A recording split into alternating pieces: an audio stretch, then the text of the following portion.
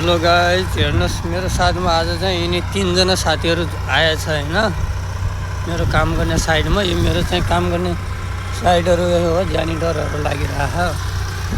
यहाँ चाहिँ मेरो साथमा 3 जना साथीहरू आउनु भएको छ होइन आज।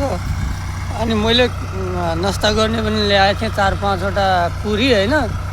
यो सबै पुरीहरू उहाँ सरकारहरूले खानुभयो। ल आज चाहिँ मलाई भोकै राख्नुभयो उहाँ सरकारहरूले।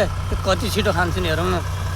यहाँ चाहिँ खारीका कुकुर होइन, हाम्रो नेपालमा चाहिँ अब घरमा पालेका हुन्छौँ अनि टन्न जति भयो त्यति खाना दिइरहेको हुन्छौँ हामीले। यहाँ चाहिँ खारीमा अनि भनौँ न जहाँ पायो त्यहीँ बच्चाहरू जन्माएर आउँछन्।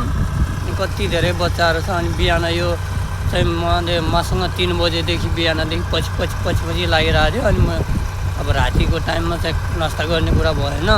अनि अहिले चाहिँ उज्यालो भयो अनि नास्ता गर्छु भनेको अनि मलाई खाना नै दिएन सालीहरूले पछि लागेर होइन। सबै मेरो खानेकुरा पनि खाइदियो यिनीहरूले। आज मलाई चाहिँ भोकै राख्यो। ल अब कति आफूले मात्रै खानु होइन, कहिले कसो त यिनीहरूलाई पनि खिलाउँ भनेर नि आज यिनीहरूलाई डिनर गराइदिनु पऱ्यो।